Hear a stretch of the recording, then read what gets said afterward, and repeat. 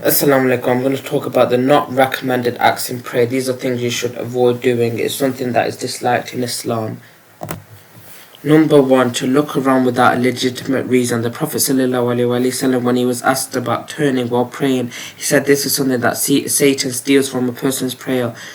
And this is something that is bad. If there's a legitimate reason, there's no problem if I'm praying and something moves and I need to know whether it's a scorpion or snake coming. Looking around or to turn while praying is divided into several categories.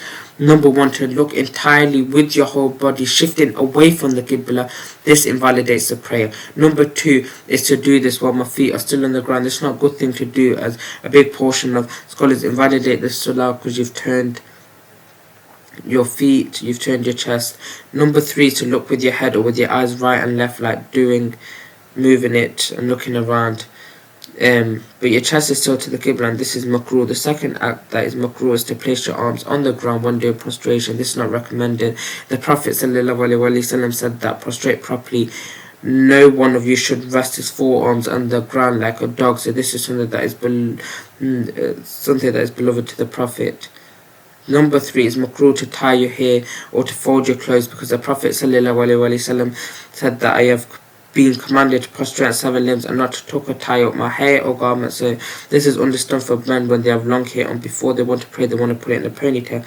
This is because when you prostrate, the hair is not prostrating with you. This is not from the Sunnah, as you provide praying with you and bowing and prostrating with you. Number four, to put your hands on your hips can be understood like this. Some people will pray like this, and even doing this will by putting your hands on your hips. This is not recommended, as this is how the Jews would stand when they pray, and it's not part of the Sunnah. Number five, to place or to cover the mouth while praying. This is not recommended, and some scholars say it's even prohibited because you're covering your face without a legitimate reason, and likewise wearing the face mask if it is not for a legitimate reason because of the fear of infection. The Prophet, as per the hadith of Abu Hurairah, he prohibited a man or men to cover their mouths during prayer, and likewise these things must be given appropriate attention, though it does not validate your prayer, though it's not recommended that Allah and the Prophet did not like, so it's best to avoid it. Number six, the act that is Makrooh, disliked in salah, is to cross your fingers, and the Prophet said, when one of you does wudu and does it well, then goes heading out towards a masjid, do not eat him into place his fingers, for he is in the state of prayer. So in preparation for prayer, do not do this, and whilst in prayer, crossing your fingers is not permissible. This is after the prayer or any time that is not the time for prayer. There's no problem interlacing your fingers, because the Prophet had done that after the prayer was over, as per the hadith of Dhul Yadani. Number seven, to move a great deal and to play around and mess around while in prayer, because the Prophet ﷺ said, be still in prayer. So many people, we see them in the masjid while praying, they have the itching issue.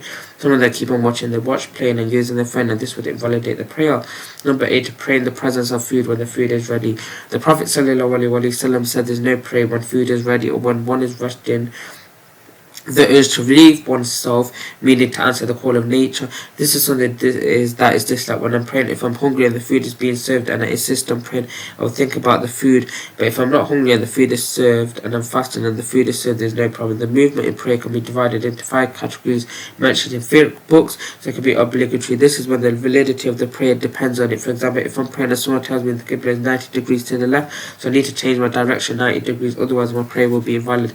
So there's a must to move, or if I'm praying and there's a snake approaching me or a scorpion, in this case you must move either to get away from its way or to kill it.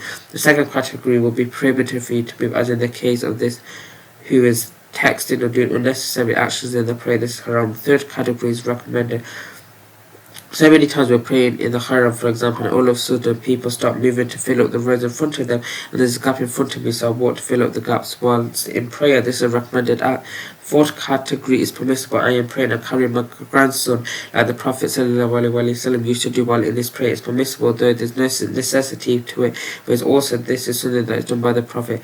The fifth category is Makrooh, disliked, and that is to move without a legitimate reason or a necessity.